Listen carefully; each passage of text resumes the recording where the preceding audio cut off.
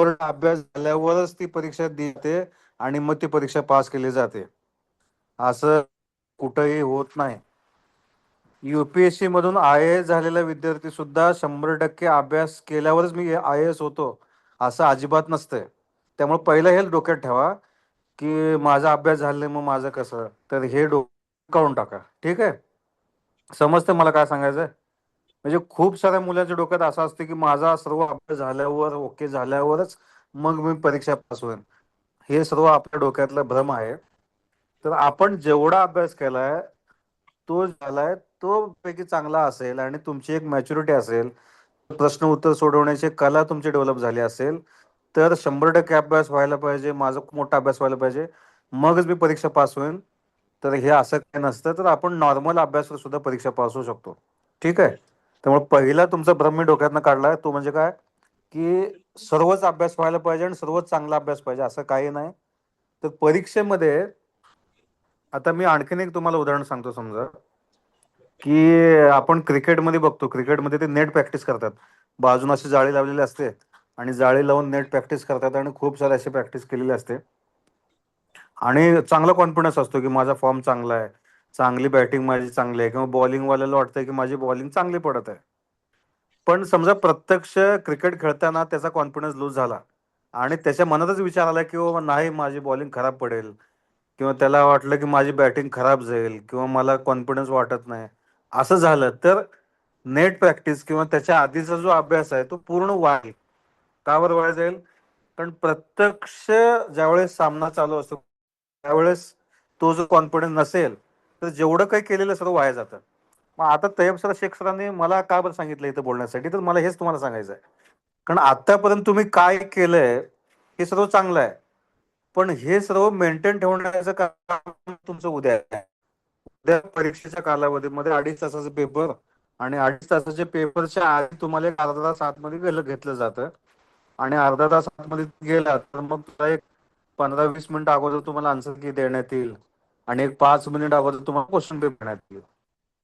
तर आन्सर की हातात घेतल्यापासून किंवा प्रत्यक्षात 5 मिनिट अगोदर प्रश्नपत्रिका हातात आल्यापासून ते पेपरची वेळ संपेपर्यंत 2.5 तास, ही जी तुमची मानसिकता असेल ती मानसिकता ठरवेल तुम्ही परीक्षा पास होणार का नापास होणार. ना तुम्ही किती अभ्यास केलाय आणि काय अभ्यास केलाय. तर खूप भारी अभ्यास आहे आणि त्याची मानसिकता खराब झाली आणि जर अभ्यास केलेला कॅन्डिडेट आणि त्याची मानसिक स्ट्रॉंग असेल, एकदम चांगला पॉझिटिव्ह विचार करणार असेल आणि काळामध्ये विचारपूर्वक तो पास होईल तर 100% पास होईल. आतापर्यंत 11 वेळा परीक्षा पास केल्यात आणि याच्या पुढे मला काही अभ्यास न करता जरी परीक्षेला बसवलं तरी मी बसतो. या TET CTET कुठलाच अभ्यास न करता परीक्षा 2013-14 साली म्हणजे त्यामुळे शक्य झालं. तर एका गोष्टीमुळे ते परीक्षेत माझा कॉन्फिडन्स, परीक्षेच्या काळातली माझी थिंग, परीक्षेच्या काळातलं चालण्याची प्रक्रिया, तर हे डिपेंड करतं. तुम्हाला आता पाहिजे तो म्हणजे तुमच्या क्वेश्चन पेपर आल्याच्या मनात काय विचार करायला पाहिजे. आतापर्यंत जे चांगलं जेवढा जेवढा आपल्याला ते चांगलं मला आठवणार आहे, मी प्रश्न चांगला वाचणार आहे, उत्तर सुद्धा व्यवस्थित वाचणार आहे, येणार आहे आणि व्यवस्थित लिहिणार आहे. मला सर्वीकडनं कुठेही अडचण नाही, माझा चांगला कॉन्फिडन्स आहे, विचार प्रक्रिया आहे, असं वाटत नाही. एखादा मला समजाल असेल, एखादा प्रश्न अवघड वाटत असेल तरी सुद्धा मी त्या प्रश्नावर चांगला विचार करू शकतो, एवढी माझी कॅपॅसिटी आहे. असं तुम्ही तुमच्या मनाला सांगणं आवश्यक आहे. मन त्यानुसार काम करतं. जर आपण मनाला निगेटिव्ह सांगायला चालू केलं, पेपर कसा येईल, अवघड जाईल का मला, काय पेपरमध्ये येणार आहे, गणित अवघड जाईल का, इंग्रजी अवघड जाईल का, कसे प्रश्न येतील, माझं काय खरं नाही, मला काय आठवत नाही, असे विचार येत असतील तर ते विचार तुम्ही येऊ दे, काय प्रॉब्लेम नाही, पण तुम्ही लगेच उलटे विचार चालू पाहिजे. याच्या उलटे कसे की नाही असं नाही होणार, पेपर चांगला येणार आहे, मी अभ्यास केलेला आहे, माझं रिव्हिजन झालेलं आहे, मी प्रॅक्टिस पेपर सोडवलेला आहे, मला कुठलीही अडचण वाटत नाही, असे विचार येणं साहजिक आहे. पण मला हे विचार बदलायचे आणि मला असे विचार आणायचे. तर हे काम करतो तुमच्या प्रत्यक्ष परीक्षेच्या वेळेस. भरपूर मुलं मी असं बघतो की खूप अभ्यास करतात पण तरी सुद्धा नापास होतात. त्याचं मेन कारण हे असतं की त्याचा प्रत्यक्ष परीक्षेच्या वेळेचा कॉन्फिडन्स एकदम लूज झालेला असतो. मी विशेष करून काही प्रमाणामध्ये मी म्हणतो 100 मुली समजा परीक्षेला बसत असतील, एक 10 मुली मी अशा बघतोय, कारण मी एमपीएससी परीक्षेला सुद्धा केंद्र संचालक म्हणून काम केलंय, असं सुद्धा परीक्षेला केलंय. तर परीक्षेचे केंद्र संचालक म्हणून काम करताना मी बघितलंय, एक 100 मधले 10% मुलींचा सुद्धा कॉन्फिडन्स लूज होतो. अचानक त्यांना असं काही भीती वाटायला चालू करते आणि मग त्यांना जे आठवायचे ते पण आठवत नाही. असं जर होत असेल तर ते चुकीचं आहे. मग तुम्ही काय करायला पाहिजे यावेळेस? तुम्ही तुमच्या मनामध्ये 100% ठासून पॉझिटिव्ह विचार आणायला पाहिजे. ही एक महत्वाची गोष्ट आहे, जी परीक्षेच्या काळात करणं आवश्यक आहे. आता उद्या पेपर तुमचा आहे, पेपरच्या सेंटरवर कोणीतरी ओळखीचा असतो, डीएडचा कोणीतरी मित्र असतो किंवा डीएडची मैत्रीण असते किंवा बीएडचा मित्र मैत्रीण आहे, लांबचा कोणीतरी ओळखीचा आहे वगैरे, यांच्या नादी लागू नका. उगाच लई दिवसानं भेटले किंवा लई दिवसानं भेटले असं अजिबात करायचं नाही. कारण याच्यात प्रॉब्लेम असा होतो की जेवढं तुम्ही हे अशा गोष्टी कराल मग तुमचं मानसिकता काय होईल याची गॅरंटी आपण देऊ शकत नाही. खूप चांगलं पॉझिटिव्ह असेल तर पॉझिटिव्ह मानसिकता होईल. एखादा तुम्हाला राग येतो, एखादा दुश्मन तुम्हाला परीक्षेत भेटला आणि तसं बघून तुम्ही तिथे वेळ वाया घालवत असाल तर चुकीचं होईल. मग मी असं म्हणेन, कोणासोबत बोलण्यात चर्चा करण्यात वेळ वाया घालवू नका. जो खूपच तुम्हाला कॉन्फिडन्स वाढतो अशा व्यक्तीसोबत 5-10 मिनिट बोला. कारण काय होतं कधी कधी आपण उगच काहीतरी टाइमपास करतो, 1-2 तास मुलं चर्चा करत बसतात. दुपारी 2:30चा पेपर असतो, सेंटरला पोहोचतात 12 वाजता आणि कोणीतरी असा भेटतो आपल्याला आणि त्यासोबत आपण 12 ते 1-1:30 वाजेपर्यंत बोलत बसतो निवांत. तर याचा बॅड इफेक्ट पूर्ण आपल्या अभ्यासावर होऊ शकतो. मला असं वाटतं की या काळात तुम्ही शकताय, ज्यांना अशी सवय आहे की परीक्षेच्या अगोदर पण वाचायचे त्यांनी वाचत बसावं. ज्यांना वाटतं की मला शांत राहायचं शांत राहावं, ज्याला वाटतं रिव्हिजन करावं. पण असं डिस्टर्बन्स जे घटक आहेत त्याच्या मागे लागू नये, कारण त्याचा इम्पॅक्ट तुम्हाला परीक्षेत होऊ शकतो. आणखीन एक महत्वाचे घटक, सर्वात महत्वाचा पॉईंट आहे, उद्या सकाळी सकाळचा पेपर ज्यांना असेल तर सकाळच्या पेपरवाल्यांनी सकाळी उठल्या उठल्या कुठलीही निगेटिव्ह गोष्ट करू नका. आता याच्यामध्ये मला असं वाटतंय काही एखाद दुसरे लोक लग्न झालेले असतील, आहेत का लग्न झालेले याच्यामध्ये? हो सर. एखाद दुसरे तरी कोण असणार हो सर. आहेत. सगळेच आहेत बऱ्याचपैकी.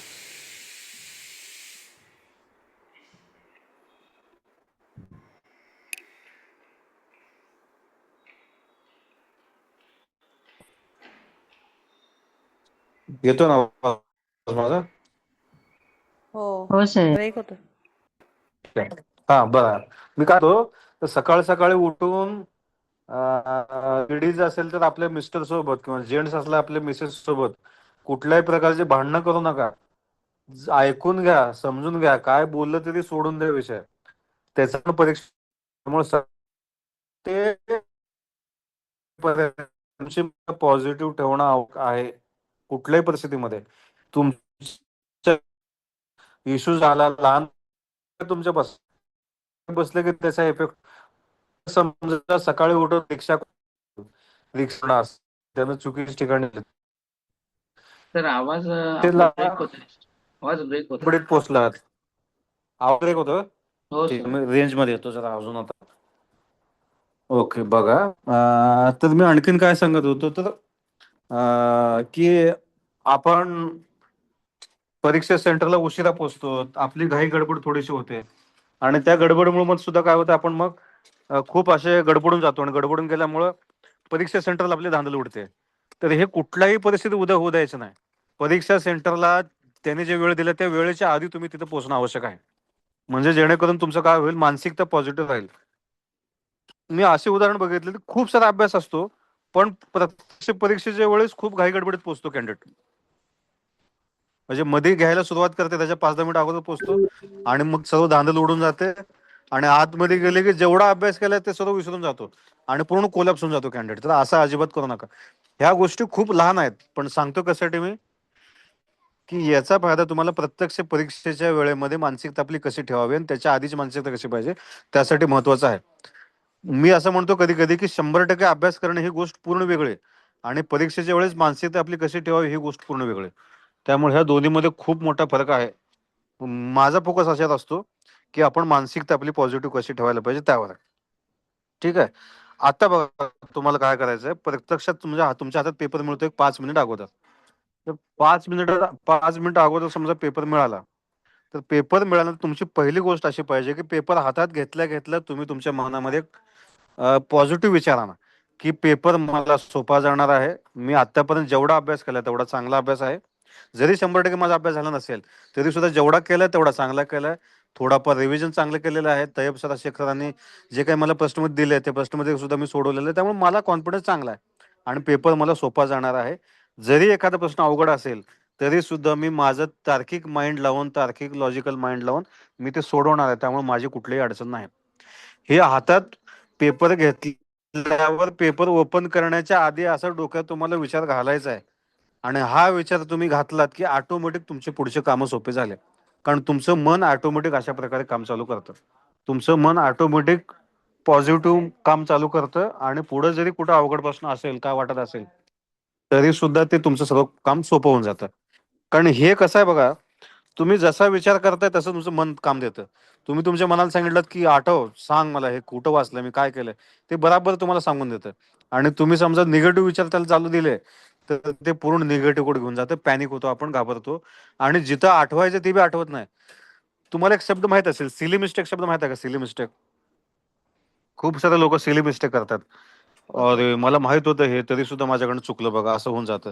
तर सिली मिस्टेक देखील त्याचंच कारण आहे. आपली मानसिकता ज्यावेळेस निगेटिव्ह होते आणि आपण घाई गडबड होती, धांदल होते किंवा आपल्याला असं वाटतं की हे काय येईल का नाही, माझं बरोबर येईल का नाही, याच्यामध्ये आपली सिली मिस्टेक होते. तुमचं कॉन्शियस माइंड पॉझिटिव्ह असेल तर सिली मिस्टेक तुमची होणार नाही. तर त्यामुळे ते देखील खूप आवश्यक आहे.